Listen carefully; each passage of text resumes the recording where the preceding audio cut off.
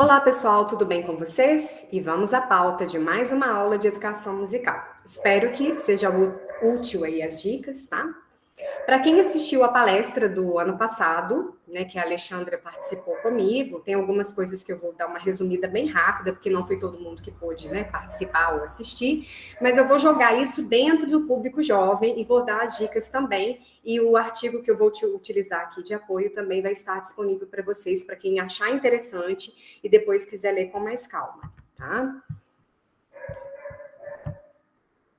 A gente vai tentar discutir, eu vou pausar depois a gravação, se o pessoal quiser comentar um pouco, alguém que quiser falar alguma coisa e de repente que não fique gravado, vocês estão à disposição aí para vocês, tá? São as contribuições da musicoterapia e também, vamos chamar assim, de educação musical terapêutica para o trabalho com os adolescentes, possibilidades e desafios. Eu até inverteria, eu colocaria desafios e possibilidades, porque realmente é uma idade meio complicada, né? A gente participou, né, de uma live onde a gente falou um pouquinho, bem resumido, né, sobre a musicoterapia, até que a Alexandra participou, e ela fala, né, que é a utilização do profissional de música e os seus elementos para intervenção em ambientes, seja de médico, seja no sentido educacional, que nós vamos puxar um pouco mais aqui, no cotidiano dos indivíduos, grupos de famílias, comunidade, projetos sociais e outros afins.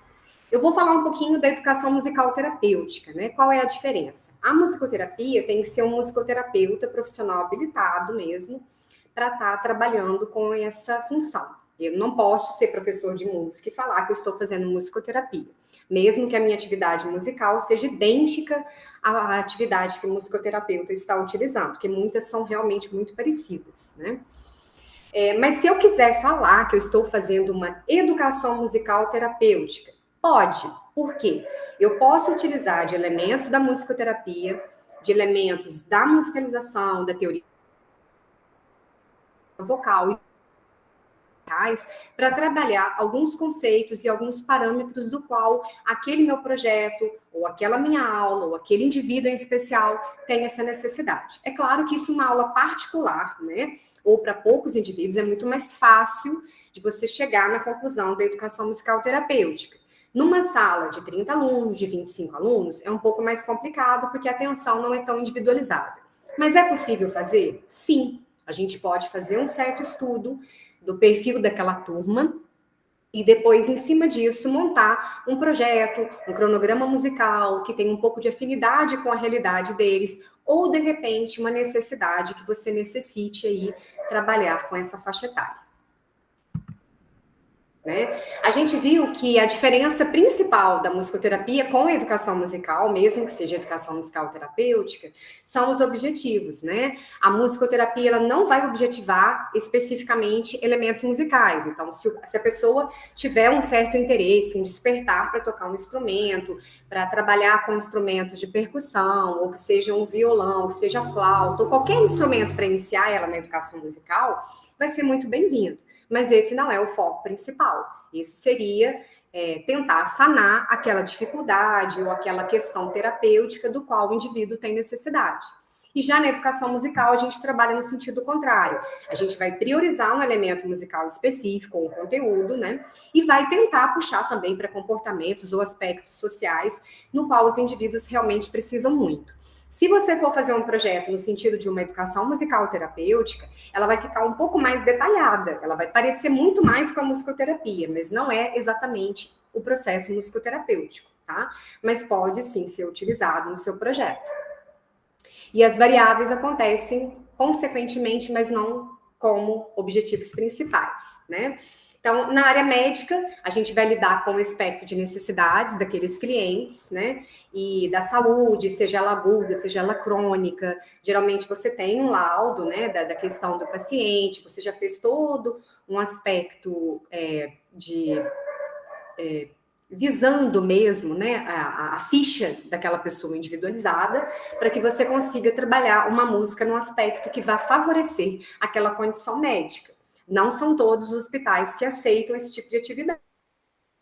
Eles vivem no principalmente na parte, né, das crianças.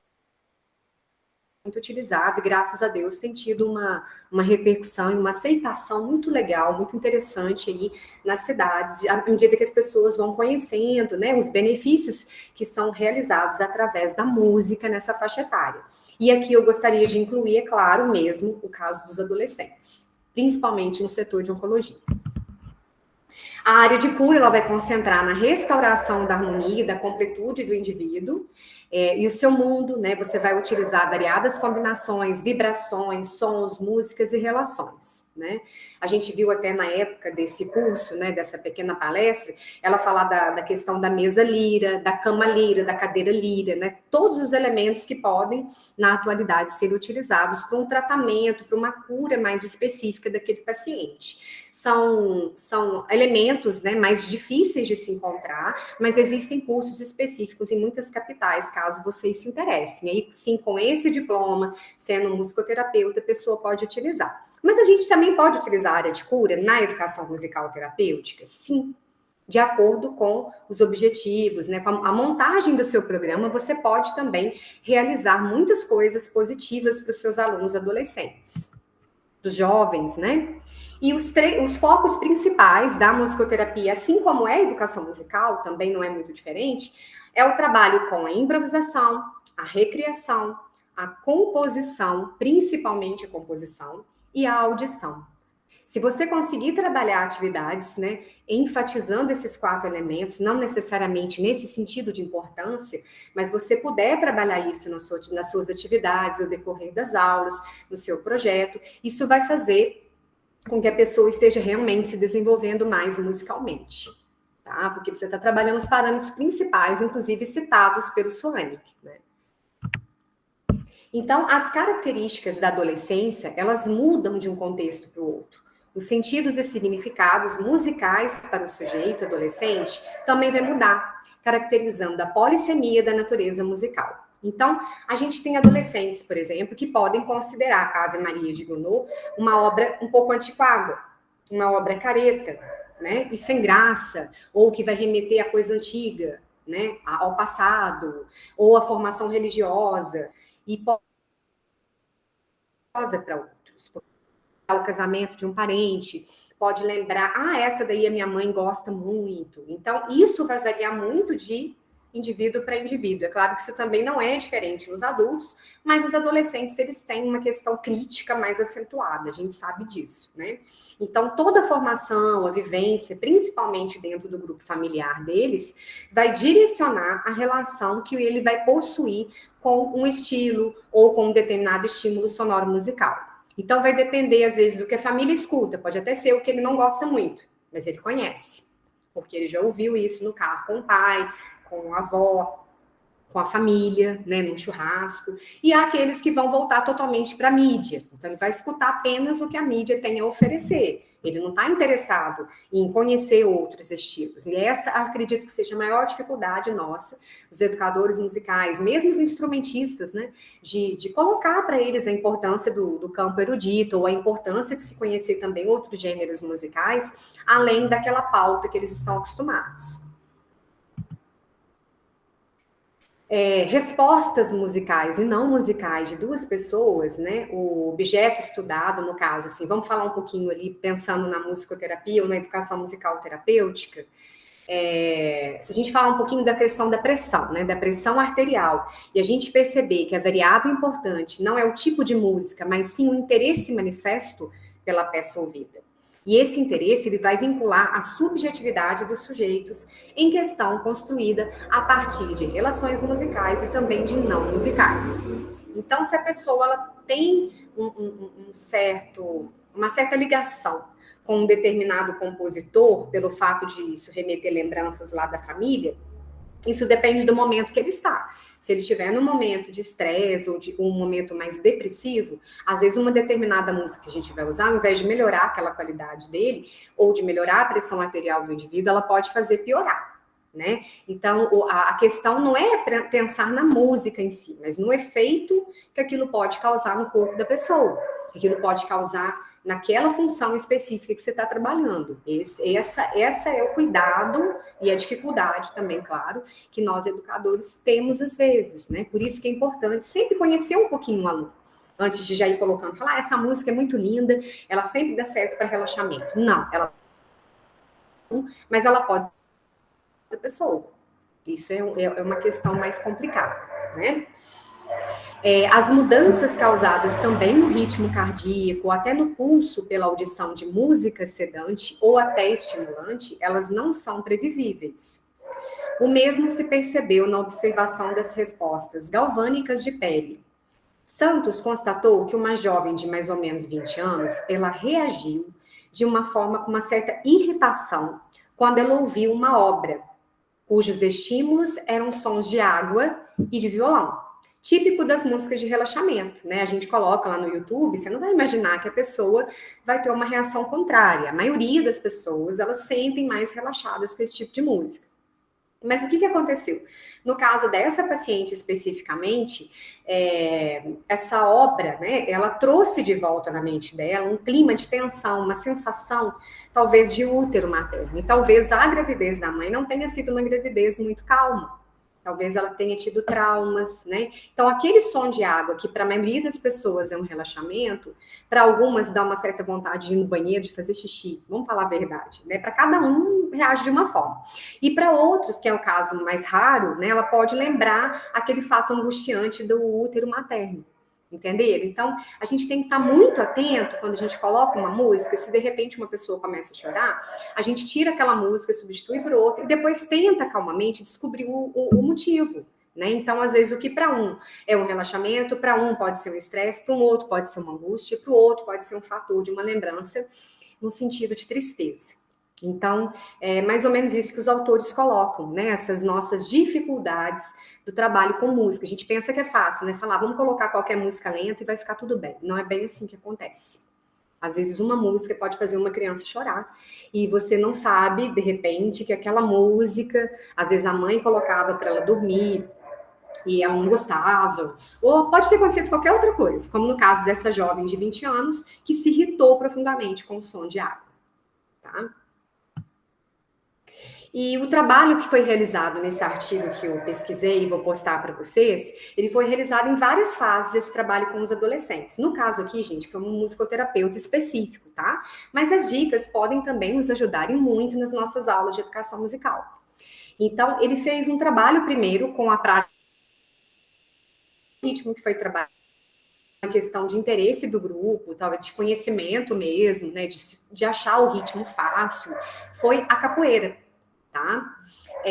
Tocado pelo pandeiro, então ele trabalhou muitos ritmos compostos por células mais curtas, que se repetem, né? A capoeira tem essa questão de um ostinato rítmico, então talvez tenha sido essa a preferência deles começarem, uma coisa que não é tão complexa como outros ritmos brasileiros, e também por promover a catarse, sensações de prazer, de integração do grupo, integração com os participantes, e depois com os demais participantes, né, de um terreiro de candomblé, roda de samba, de capoeira, por exemplo. Então, a gente precisa conhecer um pouquinho, mesmo que seja superficialmente a um primeiro momento, o perfil da turma que a gente vai trabalhar, para que a gente consiga escolher ritmos, para a gente consiga escolher exercícios, repertório de prática de canto, que possam motivar a classe, e não no sentido oposto, ou aquela, né, famosa cara que eles fazem de repugnação, né, que não está gostando do que a gente está passando. E música, ela tem que ser uma coisa prazerosa, ela tem que ser uma coisa que faz parte da vida do indivíduo. Depois, uma próxima fase, foram canções pelo pesquisador que foram recriadas com instrumento e voz, um som mecânico. Foi utilizado técnicas no momento de audição, recriação. A melodia surgiu por meio da recriação das canções, Equalize, interpretada pela cantora Pitty. Isso porque essa música estava na moda quando foi escrito o artigo, tá, gente? Talvez hoje, né? E também da música Ai Ai Ai, da Vanessa da Mata. É o que estava tocando na mídia. Talvez se a pesquisa tivesse sido realizada agora em 2020, ou 2021, 2022, seriam outras músicas, principalmente por conta da pandemia, teria um outro tipo de aspecto completamente diferente, mas é só para a gente ter uma noção aí, né, da ordem, né, que foi colocado essas atividades para esses alunos. Depois, numa terceira fase, Foi realizado o exercício de concentração, que o grupo ficou tocando aqueles instrumentos, e cada participante do grupo, um de cada vez, ficou de pé, tocando um instrumento e interagindo com os demais, que estavam sentados, tentando desconcentrá-lo. E em outra atividade mais desafiadora, o pesquisador tocou uma célula rítmica, já tocada pelo grupo, em outros momentos, e propôs que eles tocassem juntos. E após tocar uma das figuras, a figura, que eu vou colocar aqui para vocês. Então, essa atividade, ela foi para quê? Para desenvolver atenção, memorização, criatividade, rapidez nos reflexos, né? E também observou-se que os participantes sentiram um pouquinho de dificuldade na execução. E o pesquisador propôs que todos tocassem a célula sugerida. Em seguida, só tocaria apenas quem fosse solicitado, visando a atenção e valorização de cada participação. Então, vocês percebam que são figuras muito simples, né? Colcheias e semínimas. Então, aí fica um jogo meio de desafio. Nada mais é que o jogo do eco que a gente costuma fazer com a educação infantil. Porém, aqui numa adaptação mais desafiadora. Você pode fazer um ritmo e depois pedir que eles respondam. Depois, um integrante de cada vez faz um ritmo. E, de repente, todo um ostinato pode ser realizado pela turma ao mesmo tempo, para ver se a pessoa vai pegar realmente o pulso daquele exercício, se ela vai estar concentrada. Então, percebam que são adaptações, tá? A gente não está criando um exercício específico só porque é adolescente. Nós estamos recriando. E a última fase, geralmente, é a composição final, quando eles já têm uma noção rítmica, um pouco de afinação, já cantaram, né, através da prática de canto, que você pesquisou o perfil do grupo, que pode ser aí um sertanejo, né, de raiz, de repente o grupo vai puxar mais para o internacional, às vezes eles vão puxar mais para uma música brasileira do MPB, de repente você consegue isso com um exemplo de 3, 4 componentes que gostam e pode puxar a curiosidade dos demais, enfim. No final, pode ser feita uma composição.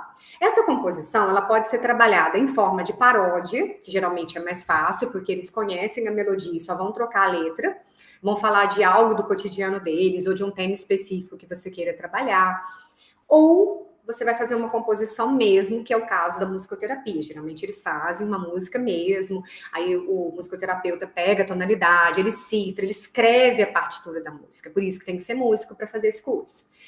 E depois ele registra essa composição final como um resultado do trabalho e também, às vezes, até chega a registrar mesmo no cartório, dependendo, né, do grau e da exigência dos familiares. Então, no caso que vocês perceberem, um pouquinho que está aqui a letra, vai remeter exatamente a característica deles, aquela questão, né, mas também não é adulto, né? Aqui eles falam, não sei se sou criança, não sei se sou aborrecente, não sei se vou ficar maluco para sempre. Então, pelo pouco que a gente pode ver aqui da letra, passa muito o quê? Incerteza, né? Nas palavras, aquela questão da rima, né? Continua forte aqui. Eu não sinto nada, eu não tenho mais idade para isso, não tenho para aquilo. Aqui não está a música completa, é só um pedacinho, só para vocês terem mais ou menos uma noção, né? O ritmo, ele provavelmente, dependendo da região, né, do seu projeto, ele vai puxar um pouco para o rap ou para o hip hop. Então, assim, essa fase de composição, ela não é uma fase muito fácil, mas ela é uma fase muito prazerosa, porque através disso eles externalizam o que eles estão sentindo, ou algum problema do qual eles estão passando. Às vezes tem uma sala que, de repente, eles estão insatisfeitos com alguma questão que está acontecendo no momento ali na escola ou na família. Então, a composição, ela serve para isso, não só para trabalhar ritmo, para trabalhar tonalidade, mas para trabalhar essa questão de sociabilidade também, de externalização do indivíduo, tá? Então, é um processo muito interessante. Então, aqui no caso, é uma paródia da canção Paga Pau, que foi interpretada na época, né, pelo Fernando de Sorocaba, e ao analisar as primeiras estrofes, o pesquisador constatou a ideia expressa, que foi a indefinição. O fato de não saberem se eles são crianças, se eles são aborrecentes, né, expressa aquela dificuldade de perceberem segundo os significados dos termos apresentados pela subjetividade social. Então, no caso dessa turma, podia ser que uma outra turma fizesse uma composição completamente diferente. Algumas falas, né, da entrevista no final desse processo musicoterapêutico foram selecionadas e colocadas, só para vocês entenderem. Repercussão no contexto social. Fala do que a gente vive, né? Agora eu gostei da canção. O outro disse, quando meu pai estava muito mal, ele gostava muito dessa música, então foi por isso que a gente quis ela. Aí o outro falou, percepção de si, consciência. Eu não tenho mais timidez, criatividade. Cada um teve uma expressão final, uma palavra final do que foi retratado. Quando a gente estava fazendo a nossa música, eu nunca tinha feito nada, foi a primeira vez. Então, cada um expressou da sua forma.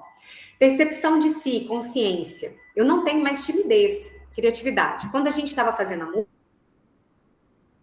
emoção. Muito alegre, a gente faz o que mais gosta. Relacionamento interpessoal. Aprendi a conviver melhor com a minha família. Aspecto cognitivo, atividade de que mais gostou. Aquela que a gente vai tocando, sentado, todo mundo vinha andando de olho fechado. Então, vocês viram que vários aspectos foram trabalhados, não só de música, né? Mas a percepção de consciência, emoção, relacionamento interpessoal, o aspecto cognitivo. Então, esse fazer musical, né, musicoterápico, com os adolescentes, foi mobilizado funções superiores, né, que a gente pode falar o quê? Memória, pensamento, linguagem, emoção. E comprova por meio das falas, as quais descrevem relações com contextos e fora dele, mostrando que o fazer musical alcançou a amplitude esperada, afetou suas subjetividades em grande amplitude. Igual a gente comentou no início, para uns pode ser uma coisa super especial, para outros pode ser só mais uma atividade, para outros pode parecer uma bobeira, mas o importante é que você, de alguma forma, vai fazer com que o indivíduo possa se expressar melhor através do meio musical. Ok, pessoal? Alguém quer fazer algum comentário? Que já tem experiência aí com jovens, aí com adolescentes, quer comentar alguma coisa aí com a turma? Pode falar, João Fábio. Professor, só comentando assim, essa faixa etária aí dos adolescentes, muitas atividades que envolvem o perfil do grupo, que envolva o grupo de estudantes ali, elas podem ter um impacto, às vezes, muito significativo ali. Quando você puxa atividades em que existe um valor ali trabalhado no grupo deles. Ao invés, às vezes, de partir da subjetividade, trabalhar com o aspecto do grupo, para que possam identificar com aquilo e talvez usar algumas ferramentas como ferramentas tecnológicas mesmo para poder fazer campeonatos, para fazer blogs de comentários, para fazer postagem das criações ali, das composições deles, fazer campeonatos. Então, eu vejo que essa faixa etária, para atingir, quando você atinge um aspecto do grupo, acredito que a gente consegue apenas uma experiência, né, que eu já tive, de que você consegue um retorno talvez mais rápido do que em outras faixas etárias. Sim, eles são muito competitivos, né? Que você falou, se você induz a questão do jogo, do fazer, do experimentar, de uma forma que eles atuem em grupo, eles ficam mais motivados, sim, seja no instrumento, seja na aula, principalmente, né, na aula de educação musical, ou até na aula de artes, né, da escola, que envolve outros aspectos além da música. Mas alguém quer comentar alguma coisa? Já trabalha com adolescentes, especificamente, ou fez algum projeto recente? Bom, então eu vou pausar a gravação, né? Que se alguém quiser comentar para não ficar gravado, mais uma vez eu agradeço a presença e até a próxima.